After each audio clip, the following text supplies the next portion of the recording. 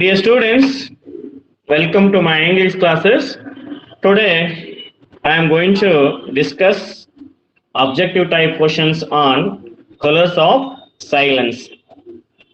ನಾವು ಇಲ್ಲಿ ಇವತ್ತು objective type questions ಅನ್ನ colors of silence. First one, Satish said to Surender, "Why are you speaking so softly? I could barely hear you." Satish couldn't hear it as not. Satish said to Surender, ಸತೀಶ್ನ ಮನೆಗೆ Surender ಬಂದಿರ್ತಾನೆ.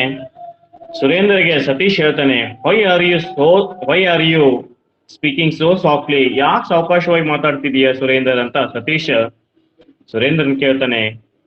I could barely hear you, ನೀನ್ ಮಾತನಾಡೋದು ನನಗೆ ಕೇಳ್ತಿಲ್ಲ. Satish could not hear it as, Satish ಈ ಮಾತುಗಳನ್ನ ಕೇಳಲಿಲ್ಲ ಅಂದರೆ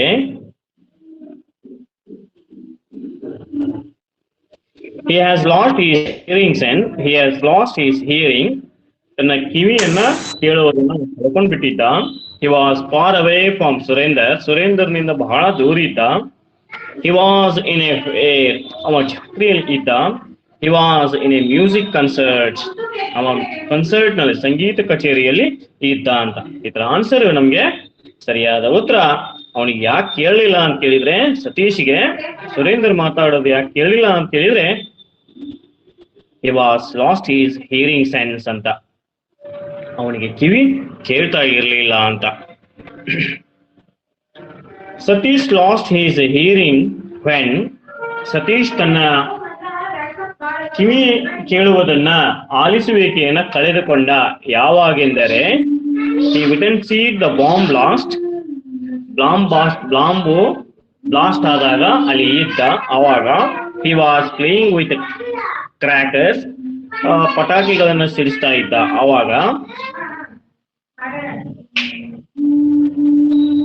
he met with an accident while hiking with his father and brother Indra ಅಂತ, ತನ್ನಗೆ ಅಣ್ಣನಾದಂತ ಇಂದ್ರ ಮತ್ತು ಅವರ ತಂದೆಯ ಜೊತೆಗೆ ಹೈಕಿಂಗ್ಗೆ ಹೋದಾಗ, ಕಾಶ್ಮೀರಕ್ಕೆ ಯಾವಾಗ ಹೋಗಿರ್ತಾರೆ ಹಿಮಾಲಯ ಪರ್ವತಕ್ಕೆ, ಅವಾಗ ಆದಂತಹ ಒಂದು ಘಟನೆಯಿಂದ ಇವನ ಕಿವಿ ಕಳ್ಕೊಂಡ್ ಬಿಟ್ಟಿರ್ತಾನೆ ಅಂತ. ಹಿಸ್ ಫಾದರ್ ಬೀಟ್ ಹಿಮ್, ಅವರ ತಂದೆ ಅವನನ್ನು ಬಡದಿದ್ದರಿಂದ ಅಂತ. ಇಲ್ಲಿ ಸರಿಯಾದ ಉತ್ತರ C, option C is right. Satish was crossing a rickety bridge, ಒಂದು ನುಣುಪಾದ ಅತಿ ಡೇಂಜರಸ್ ಆದಂತಹ ಬ್ರಿಡ್ಜ್ ಅನ್ನ ದಾಟುವಾಗ. ರಿಕೆಟಿ ಬ್ರಿಡ್ಜ್ ಮೀನ್ಸ್ ಅಂತ ಇಲ್ಲಿ ಅರ್ಥ ಕೇಳಿದ್ದಾರೆ. ರಿಕೆಟಿ ಬ್ರಿಡ್ಜ್ ಅಂದ್ರೆ ಏನು ಅಂತ. ಬ್ರೋಕನ್ ಬ್ರಿಡ್ಜ್, ಮುರಿದಂತಹ ಬ್ರಿಡ್ಜ್. ಸ್ಟ್ರಾಂಗ್ ಬ್ರಿಡ್ಜ್, ಗಟ್ಟಿಮುಟ್ಟಾದಂತಹ ಬ್ರಿಡ್ಜ್. ವೀಕ್ ಬ್ರಿಡ್ಜ್, ಅಶಕ್ತ ಬ್ರಿಡ್ಜ್ ಅಂತ. ಹ್ಯಾಂಗಿಂಗ್ ಬ್ರಿಡ್ಜ್, ಜೋತಾಡುವ ಬ್ರಿಡ್ಜ್ ಅಂತ. ಇದು ಅಲ್ಲಿ ಎಂತ ಬ್ರಿಡ್ಜ್ ಅಂತ ಕೇಳಿದ್ರೆ ವೀಕ್ ಬ್ರಿಡ್ಜ್ ಅಂತ. Rickety means weak. Satish, as a little boy, felt silence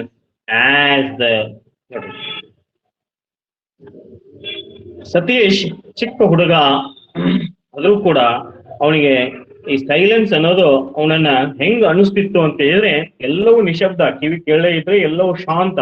ಅದು ಹೆಂಗ್ ಅನಿಸ್ತಿತ್ತು ಆ ಹುಡುಗನಿಗೆ ಅಂತ ಕೇಳಿದ್ರೆ, ವರ್ಸ್ಟ್ ಬಹಳ ಕೆಟ್ಟದ್ ಅನಿಸ್ತಿತ್ತು, ಗುಡ್ ಬಹಳ ಒಳ್ಳೇದ್ ಅನಿಸ್ತಿತ್ತು ಕಿವಿ ಕೇಳದೆ ಇರೋದು, ಪ್ಲೀಸೆಂಟ್ ಬಹಳ ಚಂದ ಅನಿಸ್ತಿತ್ತು, ಬೂನ್ ಅದೊಂದು ವರ ಆಗಿತ್ತು ಅವನಿಗೆ ಅಂತ. ಇದಕ್ಕೆ ಸರಿಯಾದ ಉತ್ತರ ಕಿವಿ ಕೇಳದೆ ಇರೋದು ಅವನಿಗೆ ಬಹಳ ಕಷ್ಟದಾಯಕವಾಗಿತ್ತು, ಕೆಟ್ಟದ್ ಅನಿಸ್ತಿತ್ತು ಅಂತ. The school refuse to keep Satish because, Satish ನನ್ನ ಶಾಲೆ ತೆಗೆದುಕೊಳ್ಳಲಿಲ್ಲ, ಅವನು ನಿರಾಕರಿಸಿತು. ಏಕೆಂದರೆ he was very naughty, ಅವನು ಬಹಳ ತುಂಟನಿದ್ದ, ಅದಕ್ಕ. he was often absent due to hearing problem, ಅವನಿಗೆ ಕಿವಿ ಕೇಳದೆ ಇರೋದ್ರಿಂದ ಶಾಲೆಗೆ ಹೋಗಿರ್ಲಿಲ್ಲ, ಅದಕ್ಕ. he was always complain about others, ಇನ್ನೊಬ್ಬರ ದೂರನ್ನ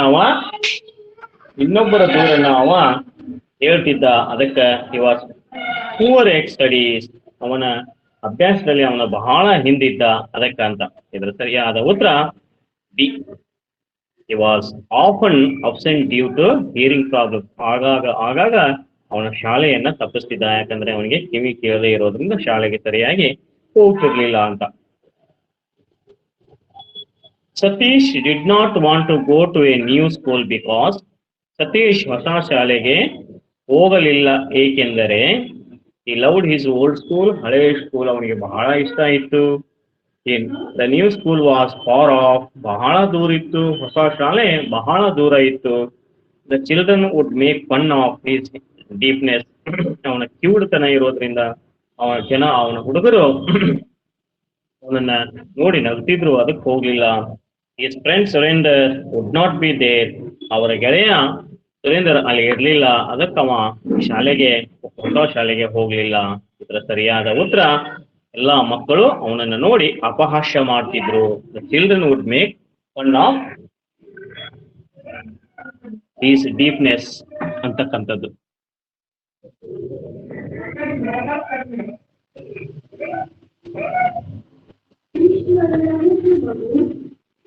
Satish become very moody, Satish ಬಹಳ ಕುತೂಹಲ ಭರಿತನಾಗಿದ್ದ, ಬಹಳ ಅವನಿಗೆ ಏನೋ ಒಂದು ಮಾಡ್ಬೇಕಂತ ಅನಿಸ್ತು.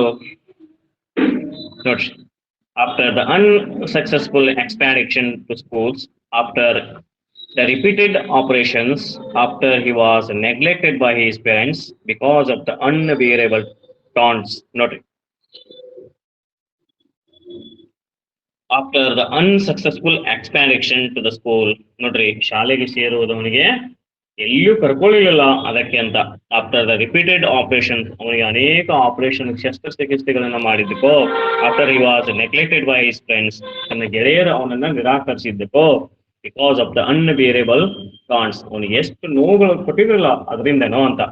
ಇದು ಸರಿಯಾದ ಉತ್ತರ, Satish become very moody because ಶಾಲೆಗೆ ಹೋಗೇ ಇರೋದು ಅವನಿಗೆ ಖುಷಿ ಕೊಟ್ಟು, ಯಾಕಂತ ಹೇಳಿದ್ರೆ ಅವನ ಡ್ರಾಯಿಂಗ್ ದಲ್ಲಿ ಆಸಕ್ತಿ ಇತ್ತು ಅನ್ನೋದನ್ನು ತೋರಿಸ್ತದೆ. ಇದು ಸರಿಯಾದ ಉತ್ತರ A. Satish stopped playing outside because, Satish ಹೊರಗಡೆ ಆಟ ಆಡುವುದನ್ನ ನಿಲ್ಲಿಸಿದ ಏಕೆಂದರೆ he was deep, ಅವನು ಕಿವುಡನಾಗಿದ್ದ. he didn't like to play, ಅವನಿಗೆ ಆಟ ಆಡುವುದು ಇಷ್ಟ ಇರಲಿಲ್ಲ. other boys made fun of him, ಅವನನ್ನು ನೋಡಿ ಇನ್ನುಳಿದ ಹುಡುಗರು ನಗುತ್ತಿದ್ರು. he had no time to play, ಅವನಿಗೆ ಆಟ ಆಡಲಿಕ್ಕೆ ಸಮಯವಿರಲಿಲ್ಲ ಅಂತ. ಇದರ ಸರಿಯಾದ ಉತ್ತರ, ಅವನು ಏಕೆ ಹೊರಗಡೆ ಆಟ ಆಡ್ಲಿಕ್ಕೆ ಹೋಗ್ತಿರ್ಲಿಲ್ಲ ಅಂತ ಕೇಳಿದ್ರೆ, other boys made fun of him, ಇನ್ನೊಬ್ಬರು ನೋಡಿ ಇನ್ನುಳಿದ ಹುಡುಗರು ನೋಡಿ ಅವನನ್ನು ನಗುತ್ತಿದ್ರು ಅಂತ. The birds eyes kept moving here and there, ಆ ಪಕ್ಷಿ ನೋಡ್ರಿ, and Satish was in a room when he didn't go to school, that time he was on the bed, he was suffering from fever. On that situation, he saw a bird through a window. That bird was very different and it was moving here and there somewhere, and that bird become inspiration to the Satish anta. Satish ge adu inspiration ಮಾಡ್ತದೆ. He become very moody when he saw that bird. He become very moody and started drawing some pictures. He started sketching something anta. The notebook ali, he took a notebook and started doing something on his pages and pages anta. So the bird's eyes kept moving here and there. ಪಕ್ಷಿಯ ಐಸ್ಗಳು, ಕಣ್ಣುಗಳು ಈ ಕಡೆ ಆ ಕಡೆ ಚಲಿಸುತ್ತಿದ್ದವು. Its body was ready for flight, ಯಾವುದೇ ಕ್ಷಣಕ್ಕೆ ಏನಾದ್ರೂ ಅಪಘಾತ ಆದ್ರೆ ಕ್ವಿಕ್ ಆಗಿ ಹಾರತಕ್ಕಂಥದ್ದು ಆ ಪಕ್ಷಿ ಇತ್ತು. This shows that the bird, ಇದೇನ್ ತೋರಿಸ್ತದೆ ಅಂತ ಹೇಳಿದ್ರೆ, the bird was afraid of falling, ಅದಕ್ಕೆ ಬೀಳೋದ್ರಲ್ಲಿ ಭಯ ಇತ್ತು. ಬೀಳ್ತೀನಿ ಅನ್ನೋದು ಭಯ ಇತ್ತು. was full of energy, ಆ ಪಕ್ಷಿಗೆ that bird was full of energy, ಆ ಪಕ್ಷಿಗೆ ಬಹಳ ಶಕ್ತಿ ಇತ್ತು ಅನ್ನೋ ತೋರಿಸ್ತದೆ. Like Satish, the bird like ಸತೀಶ್ನ ಅದು ಇಷ್ಟಪಟ್ಟಿತ್ತು, ಅದಕ್ಕೆ ಹಂಗೆ ಮಾಡ್ತಿತ್ತು. wanted to be painted, ಆ ಪಕ್ಷಿಗೆ ಪೇಂಟ್ ಮಾಡೋದ್ರಲ್ಲಿ ಇಷ್ಟ ಇತ್ತು ಅಂತ. ಈಗ ಸರಿಯಾದ ಉತ್ತರ, the bird was full of energy. ಇದೇನ್ ತೋರಿಸ್ತದೆ, ಪಕ್ಷಿ ರೆಡಿ ಟು ಫ್ಲೈ, ಯಾವಾಗ ಬೇಕಾದ್ರೆ ಹಾರುವ ಕ್ಷಣ ಅದಕ್ಕೆ ಗೊತ್ತಿತ್ತು. ಅಂದ್ರೆ ಏನೇ ಅಪಘಾತಗಳಾದ್ರು, ಏನೇ ಒಂದು ಅಚಾತುರ್ಯ ಘಟನೆ ಸಂಭವಿಸಿದ್ರು ಫಿಕ್ಸ್ ಇತ್ತು ಅನ್ನೋದ. ಅಂದ್ರೆ ಸರಿಯಾದ ಉತ್ತರ B.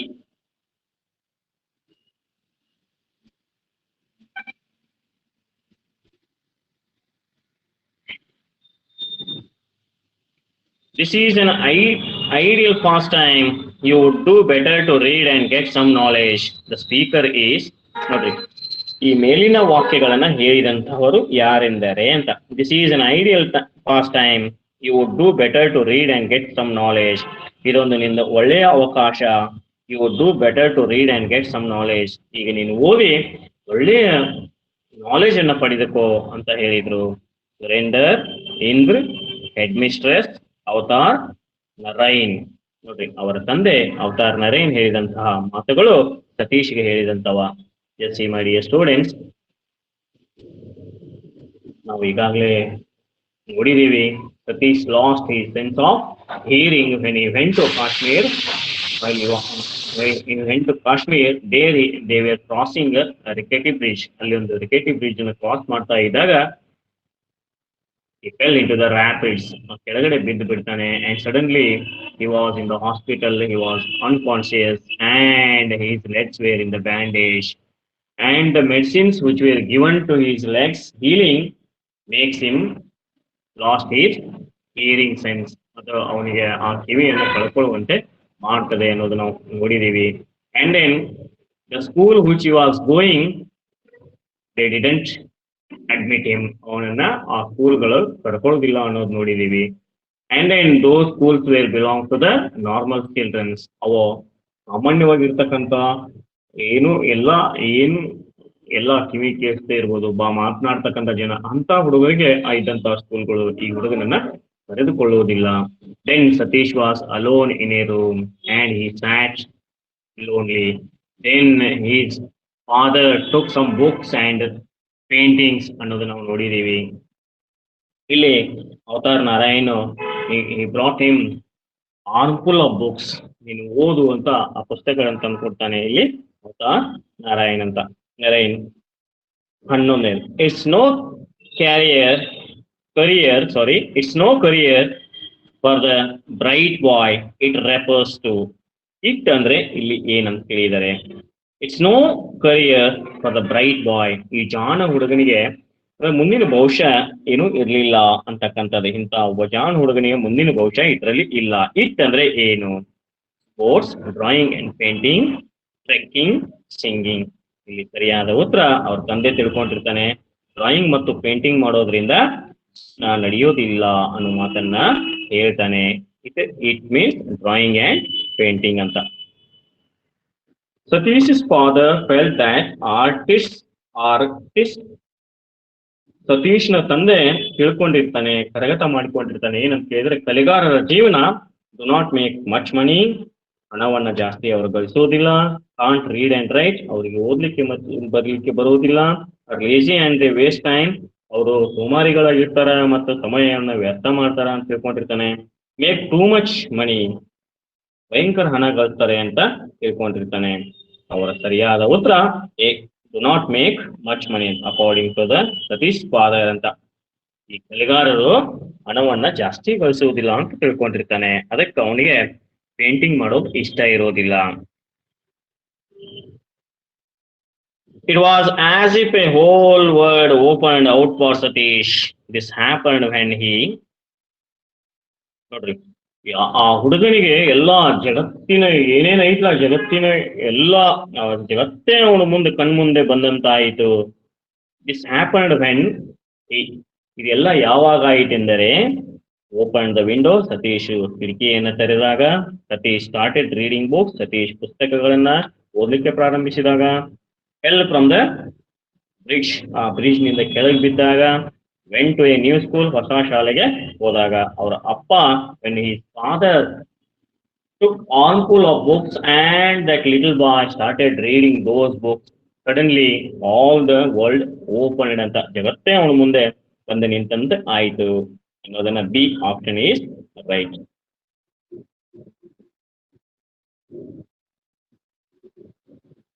Satish remained in his silent world, the only solace for him being, ನೋಡ್ರಿ, ಸತೀಶ್ ಒಬ್ಬಂಟಿಗನಾದ, ಏಕಾಂಗಿಯಾದ, ಓನ್ಲಿ ಅವನಿಗೆ ಆಧಾರವಾದದ್ದು ಯಾವುದು ಅಂತ ಕೇಳಿದ್ರೆ, ಸೊಲಾಸ್ ಫಾರ್ ಹಿಮ್ ಬೀಯಿಂಗ್ ಯಾವ್ದಂತ ಕೇಳಿದ್ರೆ ಪೇಂಟಿಂಗ್. ಬಣ್ಣ ಹಚ್ಚುವುದು, ರೀಡಿಂಗ್ ಓದುವುದು, ಲುಕಿಂಗ್ ಗ್ಲೂಮ್ಲಿ ಔಟ್ಸೈಡ್ ಹೊರಗಡೆ ಕಿಟಕಿಯಲ್ಲಿ ಕಣ್ಣು ಹಾಯಿಸಿ ದಿಟ್ಟಿಸಿ ನೋಡುವುದು, ಪ್ರಾಕ್ಟಿಸಿಂಗ್ ಪ್ರೊನೌನ್ಸಿಯೇಷನ್ ಮತ್ತ ಉಚ್ಚಾರಣೆಯನ್ನು ಸ್ಪಷ್ಟವಾಗಿ ಮಾಡುವುದು. ಇಲ್ಲಿ ಸರಿಯಾದ ಉತ್ತರ ಅವನಿಗೆ ಬಹಳ ಜೊತೆಯಾಗಿ ನಿಂತದ್ದು ಅವನ ಲೈಫಿಗೆ ಅಂತ ಹೇಳಿದ್ರೆ painting. A is right. They made him feel depressed and left a deep impression upon his sensitive mind. There refers to. They made him feel depressed and felt a deep impression upon his sensitive mind. ಅವನ ಒಂದು ಒಳ ಮನಸ್ಸಿಗೆ ಅಂತರಂಗದ ಅಂತರಾಳಕ್ಕೆ ಪೆಟ್ಟು ಕೊಟ್ಟವು. ಅವು ಅಂದ್ರೆ ಇಲ್ಲಿ ಯಾವುವು? Depressed and felt a deep impression, ಅವನ ಮೇಲೆ ಅಗಾಧವಾದ ಪರಿಣಾಮವನ್ನು ಅವು ಬೀರಿದವು. ಇಲ್ಲಿ ಅವು ಅಂದರೆ ಯಾವುವು ಅಂತ. ದೇ ರೆಫರ್ಸ್ ಟು, ದೇ ಅಂದ್ರೆ ಅವು ಯಾವುವು? The taunts and teasing of children, ಆ ಹುಡುಗರು, ಅವನ ಗೆಳೆಯರ ಬಳಗ ಅವನಿಗೆ ಪಟ್ಟಂತಹ ನೋವುಗಳು. Blunt words of the school authorities, ಆ ಶಾಲೆಯ ಅಥಾರಿಟಿ ಅವನಿಗೆ ಕೊಟ್ಟಂತಹ ನೋವು, ಅವನಿಗೆ ಚುಚ್ಚು ಮಾತುಗಳು. The books with serious works meant for adults, ಏನು ದೊಡ್ಡವರಿಗಾಗಿ ಓದ್ತಕ್ಕಂತಹ ಪುಸ್ತಕಗಳನ್ನ ಈ ಹುಡುಗ ಓದಿದಲ್ಲ, ಅವು ಅವನಿಗೆ ಬಹಳ ಅಗಾಧವಾದ ಪರಿಣಾಮವನ್ನು ಬೀರಿದವು. The people who suffered like him, ಜನ ಅವನಂತೆ ನರಳಿದಂತಹ ಜನ ಅವನಿಗೆ ಅಗಾಧವಾದ ಪರಿಣಾಮವನ್ನು ಬೀರಿದರು. ಇಲ್ಲಿ ಸರಿಯಾದ ಉತ್ತರ ಪುಸ್ತಕಗಳನ್ನೇ. when he reads the books, those books gave him a deep impression ಅನ್ನೋದನ್ನ. So he is sensitive mind ಅಂತ. ಸರಿಯಾದ ಉತ್ತರ C. Who helped Satish by teaching words and pronunciation? ನೋಡ್ರಿ, who helped Satish by teaching words and pronunciation ಅಂತ. ಯಾರು ಅವನಿಗೆ ಸಹಾಯ ಮಾಡ್ತಾರೆ ಪ್ರೊನೌನ್ಸಿಯೇಷನ್ ಮತ್ತು ಶಬ್ದಗಳ ಪ್ರೊನೌನ್ಸಿಯೇಷನ್ ಅನ್ನ ಯಾರು ಹೀಗೆ ಮಾಡ್ಬೇಕಂತ ಸತೀಶ್ಗೆ ಹೇಳ್ತಾರೆ? Indra Gujral, avatar Narine, Surender, is loving mother. ಈ ಸರಿಯಾದ ಉತ್ತರ ಅವರ ತಮ್ಮ ಅಥವಾ ಅಣ್ಣ ಇಂದ್ರ ಕುಮಾರ್ ಗುಜ್ರಾಲ್. ಇವರು ಭಾರತ ದೇಶದ ಮಾಜಿ ಪ್ರಧಾನಮಂತ್ರಿಗಳು, farmer prime minister of India ಅಂತ. ಇದನ್ನ ನೆನಪಿಟ್ಕೊಳ್ಳಿ. ಇಂದ್ರ ಕುಮಾರ್ ಗುಜ್ರಾಲ್ ಇವರ ತಮ್ಮನೇ ಸತೀಶ್ ಕುಮಾರ್ ಗುಜ್ರಾಲ್, ಸತೀಶ್ ಗುಜ್ರಾಲ್ ಅಂತ. Satish's eyes filled with tears and he did an uncharacteristic thing. ಸತೀಶನ ಕಣ್ಣುಗಳಲ್ಲಿ ನೀರು ತುಂಬಿದವು ಮತ್ತು ನಂಬಲ ಸಾಧ್ಯವಾದ ಒಂದು ಕಾರ್ಯವನ್ನು ಆತ ಮಾಡಿದ. The uncharacteristic thing he did was, ಏನು ಮಾಡಿದ ಅಂತಹ ಕಾರ್ಯವನ್ನ ಅಂದರೆ ಜಂಪಿಂಗ್ ಹೈ, ಮೇಲೆ ಎತ್ತರಕ್ಕೆ ಜಿಗಿದ. Drawing the picture of the bird, ಆ ಪಕ್ಷಿಯ ಚಿತ್ರವನ್ನು ತೆಗೆದ. ಹಗ್ಗಿಂಗ್ ಹಿಸ್ ಫಾದರ್ ಟೈಟ್ಲಿ, ಪ್ರೀತಿಯಿಂದ ತಂದೆಯನ್ನ ಜೋರಾಗಿ ಬಿಗಿಯಾಗಿ ಅಪ್ಪಿಕೊಂಡ, ಎರಡೂ ಕೈಗಳಿಂದ ಬಿಗಿಯಾಗಿ ಅಪ್ಪಿಕೊಂಡ. Sitting alone in the room, ಏಕಾಂತವಾಗಿ ಒಂದು ರೂಮ್ ನಲ್ಲಿ ಕುಳಿತುಕೊಂಡ. ಸರಿಯಾದ ಉತ್ತರ C, hugging his father tightly ಅಂತ.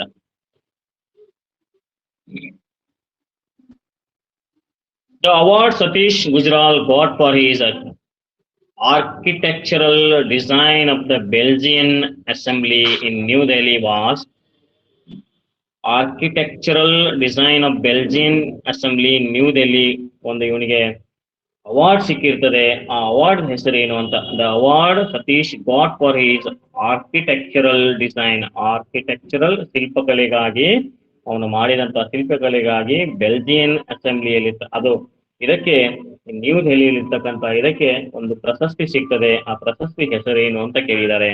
The order of the crown, Padma Vibhushan, Padma Shri, Padma Bhushan. ಸರಿಯಾದ ಉತ್ತರ the order of the crown ಅಂತಕ್ಕಂಥದ್ದು. Satish Gujral was honoured by the government of India with, Bharat ಗಣ ಸರ್ಕಾರ ಅವರಿಗೆ ಈ ಒಂದು ಪ್ರಶಸ್ತಿ ಕೊಟ್ಟು ಗೌರವಿಸಿತು ಅಂತ. ಯಾವುದೆಂದರೆ ಪದ್ಮವಿಭೂಷಣ, ಪದ್ಮಭೂಷಣ, ಪದ್ಮಶ್ರೀ, ಭಾರತ ರತ್ನ, ಪದ್ಮ ವಿಭೂಷಣ. ಸರಿಯಾದ ಉತ್ತರ ಪದ್ಮ ವಿಭೂಷಣ ಅಂತ. The message of the lesson colours of silence is, ಈ ಸಂದೇಶ ಏನ್ ಕೊಡ್ತದೆ ಅಂತ. ಈ ಕಲರ್ಸ್ ಆಫ್ ಸೈಲೆನ್ಸ್ ಅನ್ನುವ ಪಾಠ ನಮಗೆ ಸಂದೇಶ ಏನ್ ನೀಡ್ತದೆ? We should not talk too much. ನಾವು ಬಹಳ ಮಾತಾಡಬಾರ್ದಂತ ಹೇಳ್ತದೇನೋ. ಏನ್ ಕಲಿಸ್ಕೊಡ್ತದೆ ಅಂತ, physical disability is no barrier to success. ಅಂದ್ರೆ ಫಿಸಿಕಲ್ ಡಿಸಬಿಲಿಟಿ, ಇದಕ್ಕೆ ನೀವು ದೈಹಿಕ ನ್ಯೂನ್ಯತೆ ಇದ್ರೂ ಕೂಡ ಸಫಲರಾಗಬಹುದು ಅನ್ನೋದನ್ನ ಕಲಿಸ್ಕೊಡ್ತದೆ. ಜೀವನದಲ್ಲಿ ಸಕ್ಸಸ್ ಅನ್ನು ಗಳಿಸ್ಕೋಬಹುದು ಅನ್ನೋದು ಕಲಿಸ್ಕೊಡ್ತದೆ. Physical disability makes a person dull and lifeless. ದೈಹಿಕ ಸಾಮರ್ಥ್ಯ, ದೈಹಿಕ ನ್ಯೂನ್ಯತೆ ಇದ್ದಂಥವರಿಗೆ ಜೀವನದಲ್ಲಿ ಅವರನ್ನು ಡಲ್ ಮತ್ತು ಲೈಫ್ಲೆಸ್, ಜೀವನವೇ ಇಲ್ಲದಂತೆ ಅದು ಮಾಡಿಕೊಡ್ತದೆ ಅಂತ ನಾವು. Physical disability is a barrier to success. Physical ability is barrier to success. ದೈಹಿಕ ಸಾಮರ್ಥ್ಯ ಇದ್ದಂಥವರು ಮುಂದೆ ಜೀವನದಲ್ಲಿ ಗೆಲ್ಲಬಹುದು ಅಂತ ಕಲಿಸ್ಕೊಡ್ತದೆ ನಾವು. ಇದ್ರೆ ಎಕ್ಸಾಕ್ಟ್ ಆಗಿ ದ ಕಲರ್ಸ್ ಆಫ್ ಸೈಲೆನ್ಸ್ ನಮಗೆ ಕಲಿಸ್ಕೊಡ್ತಕ್ಕಂಥದ್ದು physical disability is not a barrier to success ಅಂತಕ್ಕಂಥದ್ದು. ಅಂದ್ರೆ ದೈಹಿಕ ನ್ಯೂನ್ಯತೆ ಇದ್ದರೂ ಕೂಡ ನಾವು ಜೀವನದಲ್ಲಿ ಏನೆಲ್ಲವನ್ನ ಗಳಿಸಬಹುದು, ಸಾಧಿಸಬಹುದು ಅನ್ನೋದನ್ನ ಆಪ್ಷನ್ ಬಿ ಈಸ್ ರೈಟ್ ಅಂತ. ಓಕೆ, ನನ್ನ ಪ್ರೀತಿಯ ವಿದ್ಯಾರ್ಥಿನಿಯರೇ, ಇಲ್ಲಿವರೆಗೆ ನಾವು ಕಲರ್ಸ್ ಆಫ್ ಸೈಲೆನ್ಸ್ ಮೇಲೆ ಆಬ್ಜೆಕ್ಟಿವ್ ಟೈಪ್ ಪ್ರಶ್ನೆಗಳನ್ನ ನೋಡಿದ್ವಿ. ಇವುಗಳನ್ನ ಪ್ರಾಕ್ಟೀಸ್ ಮಾಡಿ ಅಂತ ಹೇಳ್ತಾ ನಾನು ಇಲ್ಲಿ ನನ್ನ ಪಾಠವನ್ನ ಮುಗಿಸ್ತಾ ಇದ್ದೀನಿ. ಆಬ್ಜೆಕ್ಟಿವ್